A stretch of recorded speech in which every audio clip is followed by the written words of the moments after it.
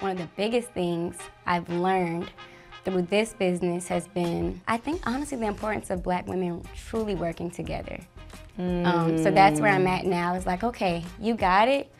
Now you need to come in there with the confidence, with all of the things that are attached to that, and truly walk in purpose, truly walk in the blessings, truly walk in the opportunities.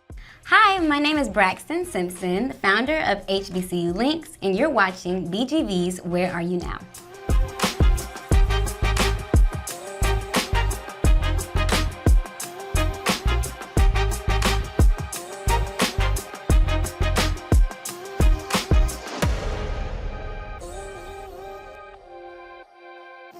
Braxton Simpson, welcome. I'm so excited to talk to you today. How are you? I'm doing great. Thank you so much for having me. So, okay, I want to hear about your journey. So you're a part of Black Girl Venture's second cohort. Yes. For the Next Gen program. And you went to Tennessee State. I did. Okay, from Atlanta. Yes. Okay, ag tech. Yes, ag business. Ag business. Yes, and political science. And political science. That's a lot going on. Okay, let's get into it. And your company, HBCULinx. Yes. One of the things I really loved about the idea of having a place for people to create bonds is one, that's why I created Black Girl Ventures. Like literally, I had another company, I was doing my thing, and I was like, I'm bored. Like I have no people around me, and I'm exhausted, and I need community. And so part of creating Black Girl Ventures, I knew I couldn't be the only one. Mm-hmm. So I'm curious, what was your experience like that led you to create HBCULinx? So should I take it? Maybe I should take it back a little bit. Yes, I'll take it back. So I think it just started with my entrepreneurship journey, and that started honestly as a child. My parents were entrepreneurs. They still are entrepreneurs. And some people, okay, well, I commend you for wanting to do it, because most people I talk to whose parents are entrepreneurs, they're like, no, I could never do that. My parents are crazy. I saw what they went through. Like, what's they definitely went through some things. They've changed and had some different businesses along the way, but the first business that I saw them have was called Madison Preparatory Day Camp, and they actually had a summer camp. My mom is an educator. My dad has a degree in business, but he's in the tech space now. And yeah, they just really wanted to create an opportunity for students, specifically Black students, to be able to learn what it is that they needed and what curriculum they needed for the grade that they were going to be going into after that summer. So I saw very early on just what hard work and entrepreneurship looked like and the importance of bringing your community along with you. And so I think that's kind of what motivated me to want to kind of solve some type of social problem. Yeah. And so that's a problem that they saw firsthand, and they wanted to address it. And so growing up, I had my first business in the 6th grade. Wow, what was it? It was called Girls Got Game.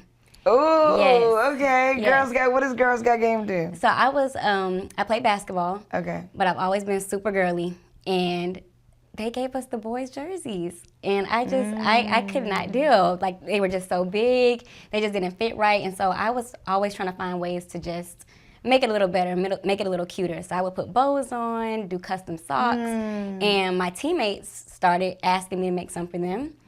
So I would do that, and then eventually our competitors would do the same thing. And so that's birthed my first business. I ended up being like the sock girl in my community, and I ended up making socks not just for girls, but for football teams, for the high school teams, for everybody. Wow. And so that was just another way for me to like make women, young women, feel feminine in male-dominant sports. So that's kind of spearheaded my journey. Right now, 2 businesses. So I have Braxton Simpson Enterprises. I have a mentorship program. So I have over 100 girls in the program that we've partnered actually with HBCULinx. So I guess I could talk a little bit about that later too. But again, just the idea of bringing my community with me along the way and empowering them in just the same ways that I have been blessed to have others do for me. And then HBCULinx, it honestly came about after COVID. Me and my business partner, Brianna Johnson, she's also my sorority sister. We met at Tennessee State University, and we just be on the phone talking after school, and just like, it's crazy. It's hard to date out here. It's hard making friends. Coming back home for her, she went back to Atlanta, and it was just like, my same friends aren't here. It feels like I don't know anybody. I moved to Raleigh, Durham. I definitely didn't know anybody. Yeah. And we were just talking about ways to make sure that we could keep that HBCU spirit and culture and vibe still going after college and not have to wait till homecoming to experience it again. And so that's kind of how HBCULinx came to life. And it's been really, really fun. We've been able to get young people between the ages of 21 and 30 together through different events. People have connected both personally, professionally, romantically, as a result of some of our events and experiences. So it's been really fun just to keep that community going. Do you do, like, is it like HBCULinx, like, is it a link up? Like, what's the name of the event? It's a link up. You're right. You got it. You're catching on. Yes, it's a link up. I love that. And so, how often do you do them? So we have actually done 2 events a quarter this year. So that's kind of how we started off. Both of us are still working professionals as well, so trying to hustle and get our dreams going as well.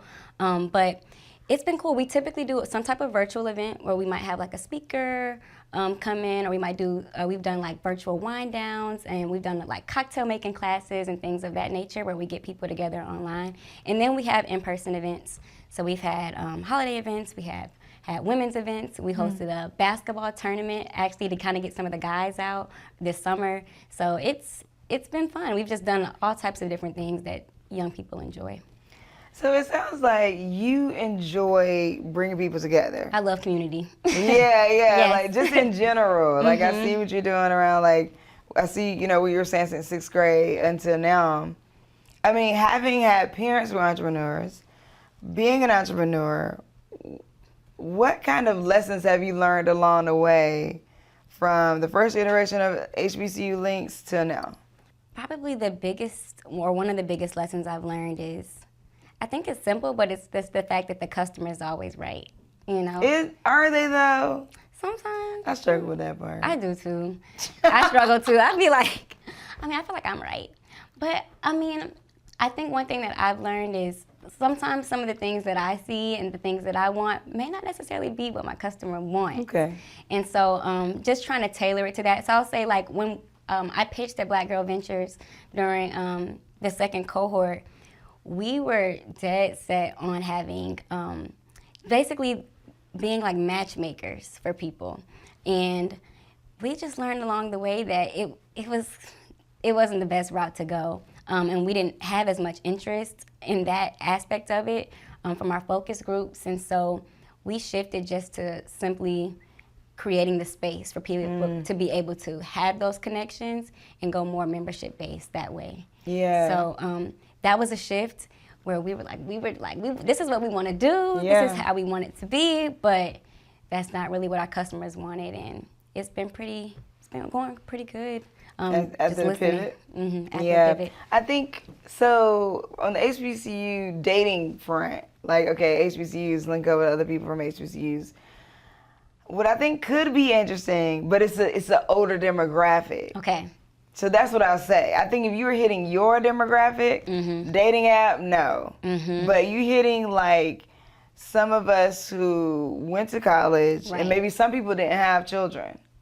Like, cause I have friends who, I'm 43. I have friends who are my age, went career first, didn't necessarily get married, didn't necessarily have children, and now later we're like, okay, it's time to do it. It's time to do it. Yeah. So like I could see it like that. I also could see it. Well, maybe I don't know about this, but just like homecoming link ups.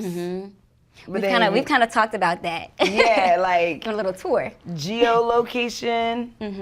Like let's say we all got the app, and I know you at homecoming. You know I'm at homecoming. Let's link up. Let's link up. We're doing it anyway. We're doing it anyway. So, right.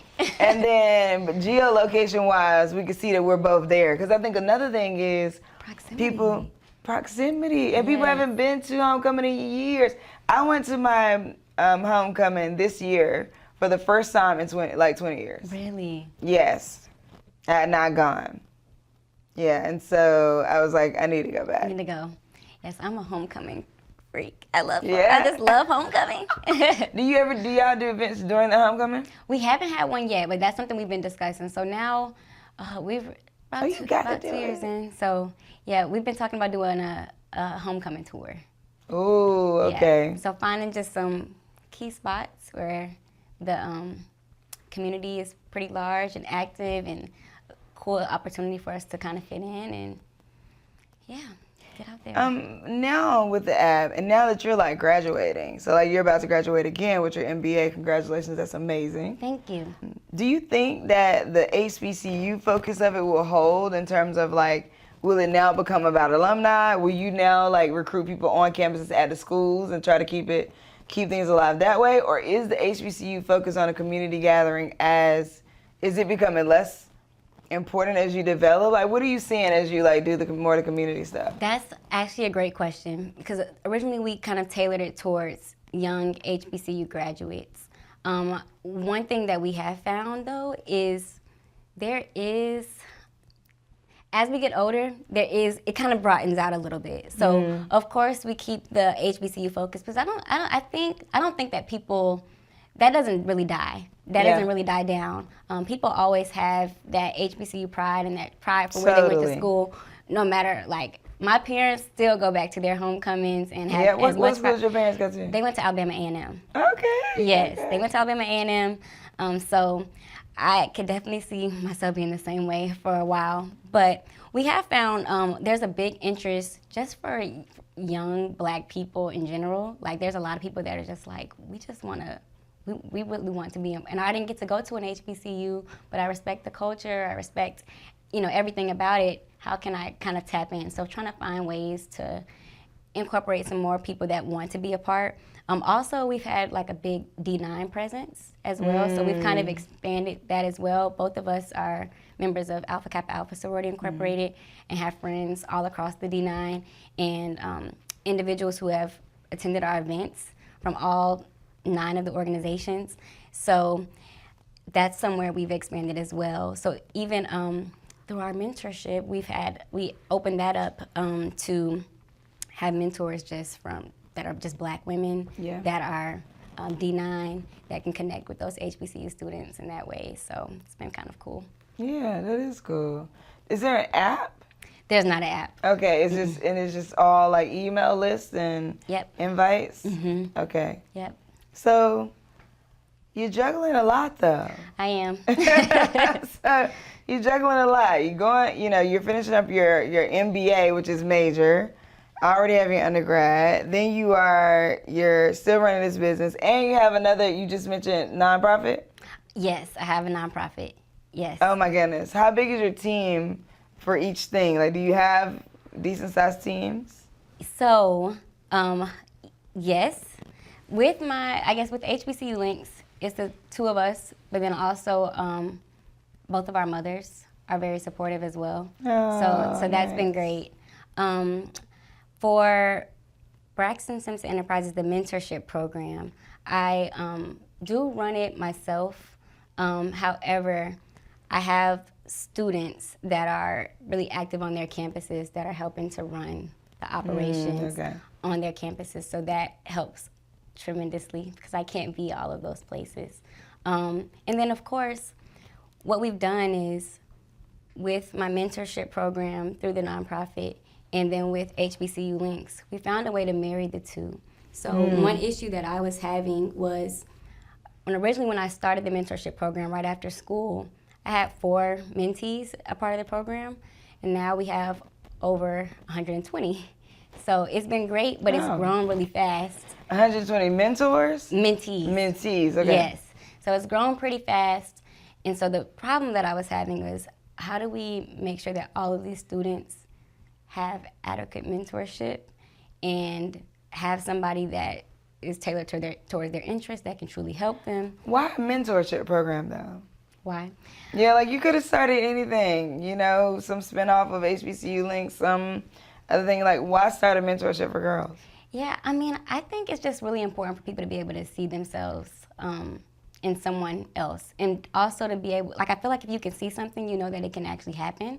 And I feel like as Black women, young Black women, we don't often get that in every space. And so I want to create a space where people can get that. We are still experiencing so many people being the first to do something in our community, and that is so wild to me. It's exciting when it happens, but it's like, dang, nobody really hasn't done this before, you know? So Right. I want to try to bridge those gaps as much as possible. And sometimes there are people that are doing it. We aren't connected to them. And so. How are you thinking about the diaspora, or are you thinking about it? Are you thinking about outside the country? Are you thinking about other groups, like internationally? Like, what are your thoughts? Like, are you thinking about going to other countries and doing some of this, or? I haven't thought about it too deeply, so that might be something to really get into. I've just been thinking about expanding to more and more HBCUs as much as possible. We have students reflected, I believe, over 13 HBCUs right now, so my goal right now is to try to hit all 100 of them. Oh, cool. But no, that's a great point. I mean, that sounds great.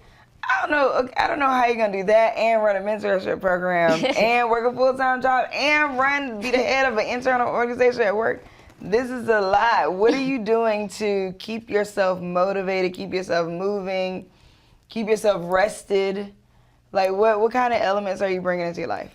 Yeah, that is a great question. I'll be honest, I have started therapy this year.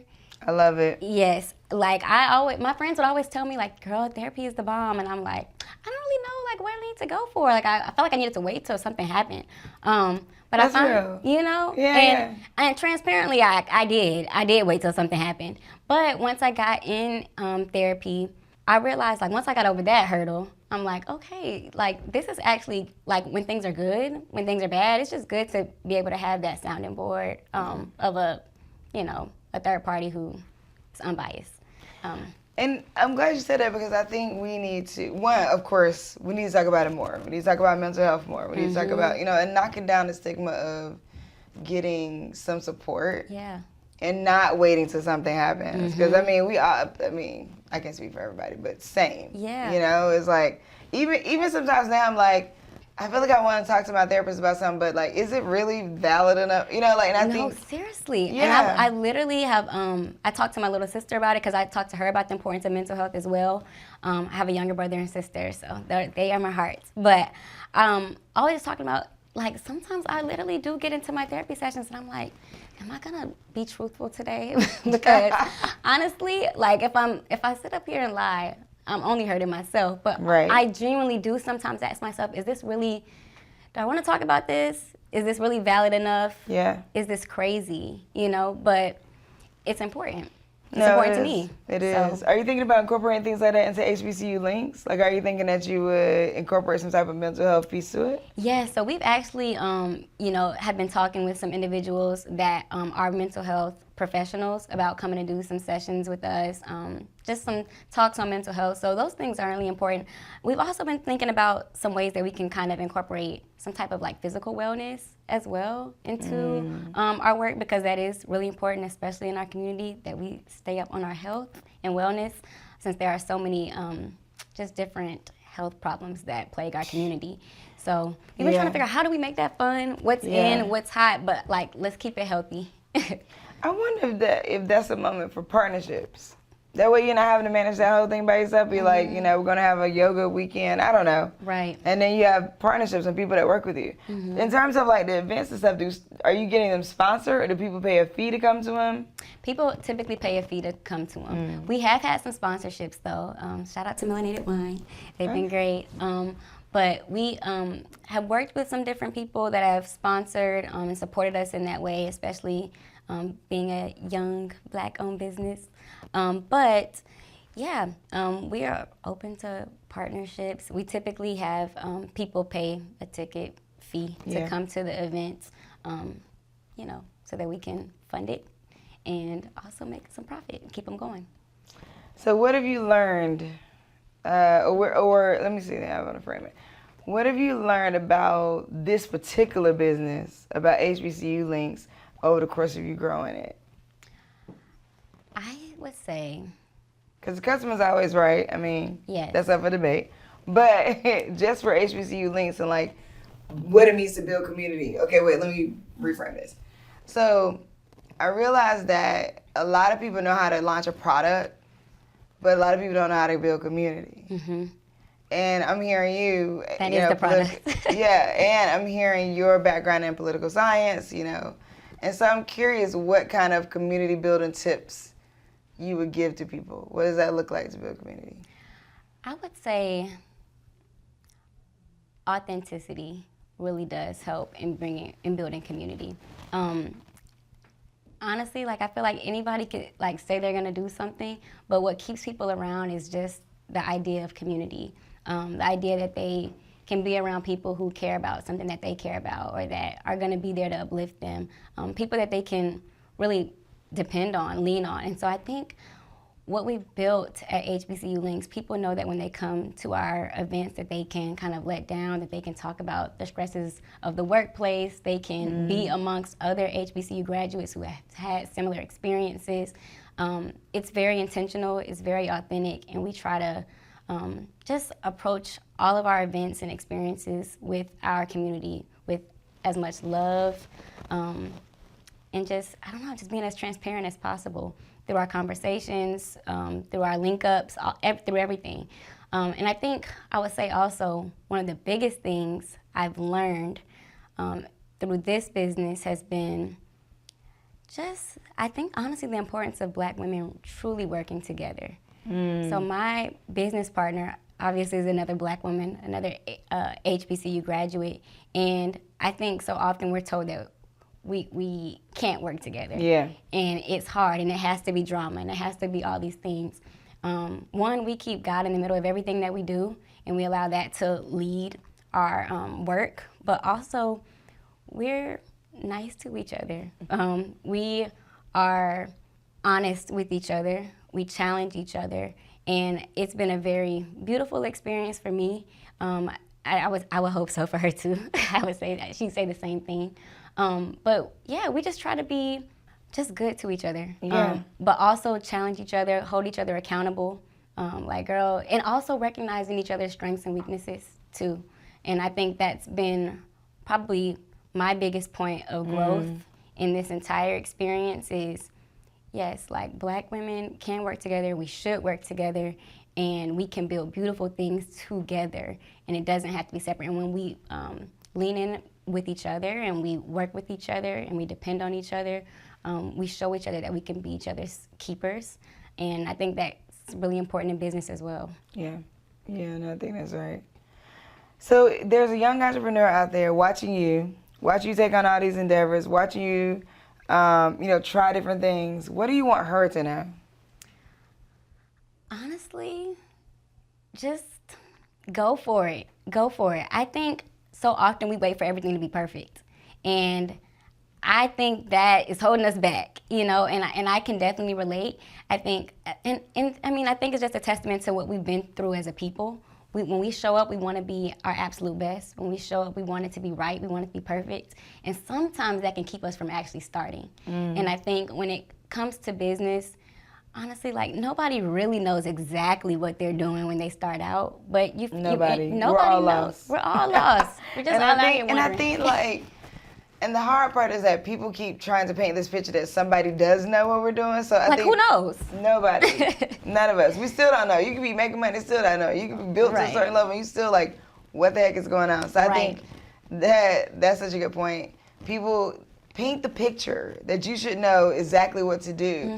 I would say you had a pretty good blueprint, though. Thank you. Yeah. I think so too. My parents did a good job. I don't know if they knew what they were doing, but they definitely gave it their best, and it was awesome. With them being good and not know what they were doing, was it reflected as like, okay, maybe I'll get in here and figure out what I'm doing? Yes, no, for sure. Because they started the camp. I don't think when they started they knew what was going to happen. Right. And the membership continued to grow, and people really invested in the idea of like, my mom is an educator, she's a principal, like she understood curriculum and the importance of students being one step ahead. And we're always taught, especially as Black people, you got to be 2 steps ahead. And so that was definitely the mission and the thought process there. And so I think they went with that thought process, and they were like, we're going to just give it all we got, and it ended up being great. Now the business stopped after the recession, so that was 2008, 2009. But yeah, they kept it rocking until the wheels fall off. And it taught me just the importance of when you have a vision, when you have what you feel like is the answer to a problem, you should try to fix it. You should try to use your entrepreneurial skills and the gifts and the ideas and the vision that God gave you and try to fix the problem and give it all you got, especially if it's going to help people. And when the time is up, if the time is up, it's up, and you'll just move on to what's next. That's right. Use what you got to get what you want. Yep. 100%. So I have a question for you. Okay. We've said a lot. We've said a lot about, what your company is like. I've learned a lot about you and you being an organizer and all about community and dead set on that, which is great. And it feels like it must be in alignment with your purpose. What do you do when community disagrees, gets upset, feel like the constant feedback loop that we are going through right now on social media? Like, what are your thoughts? Like, how do you manage that and be a community builder? If anything, like just what this last week alone has taught me is sometimes we just need to take some rest. We just need to take some rest. And rest in itself can be a form of healing, can be a form of resistance. It can be a form of a lot of things. I think a lot of times as Black women, we can take a lot on, and we take on a lot of other people as well. And we put a lot on our backs. Yeah. And what I've learned, and I mean, this is something I'm still learning, but I've definitely been taking it to heart just within this last week alone, is sometimes you just gotta rest. Take your rest, let people have whatever conversations or whatever they need to have going on, and it's not always your job to solve everything. And so I try to figure out now when to pick and choose my battles. When it's really, really time to speak up, I make sure that I do that because that's really important to me, but also knowing when it's time for me to rest and sit it out. Oh, so you do. So you have your rest moments. Okay. Yes. Okay. How do you build those in? What do those look like for you? So honestly, I love to travel. Same. Yeah. What was the last place you went? The last place I went was Jamaica. Okay. Yep. Okay. Yep. I was in Jamaica for my best friend's birthday. Nice. Yeah. Okay. And we didn't do anything but just rest. I love that. Yep. Yeah. No, I'm so here for it. Okay. Question for you that I want to hear about. So we got what's next. We got to understand all the things you got going on. And you're scaling like 2-3 things at once. Is there like a muscle that's like I say a muscle, but like is something clicking for you where you're like, ooh, this and then that, and then wait, let me do this and that. Okay, look, we're gonna do these. You said 2 events a quarter. We're gonna do these 2 events a quarter over here. Like, how does that fire off in your brain? Oh wait, now nonprofit. Yeah. Like, do you manage a week of time being like 2 days gonna be for a nonprofit, 3 days gonna be for work, 1 day gonna be? So back in college, my freshman year of college, I really learned, I won't say I've mastered it, but I've gotten as close as I can to my time management.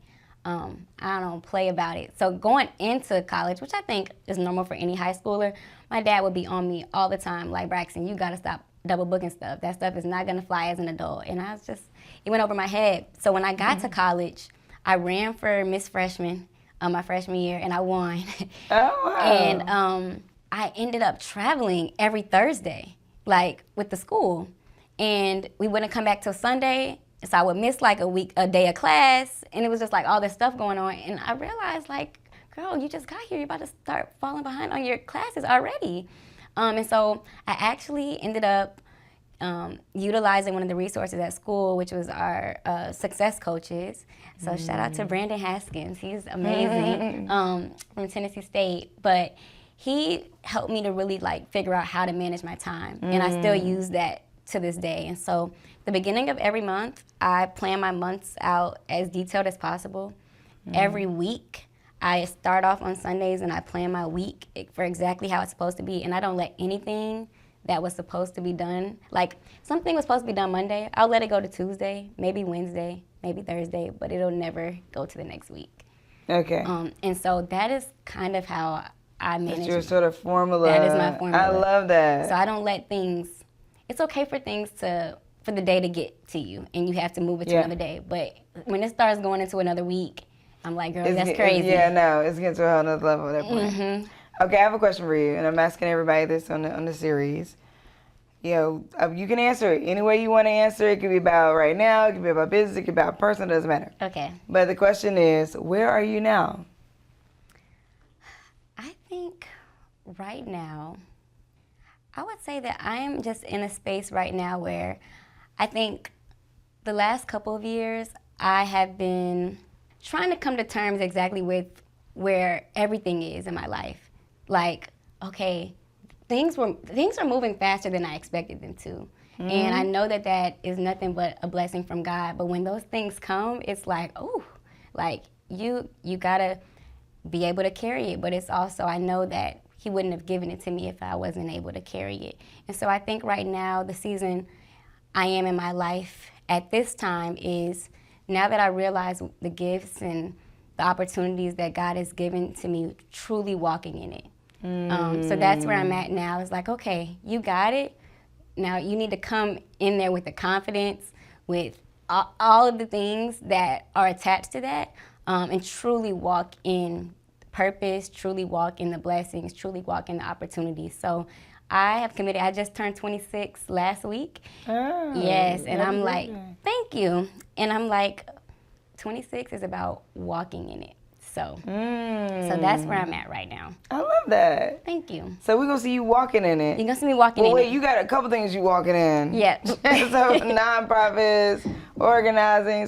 But HBCULinx, we're going to look out for it. Yes. To get even bigger, to get even stronger. And I'm looking out for that homecoming tour. Yes. Be on the lookout. Because I'm trying to be in the HBCULinx meetup for the next A&T homecoming. I know that's right. All right.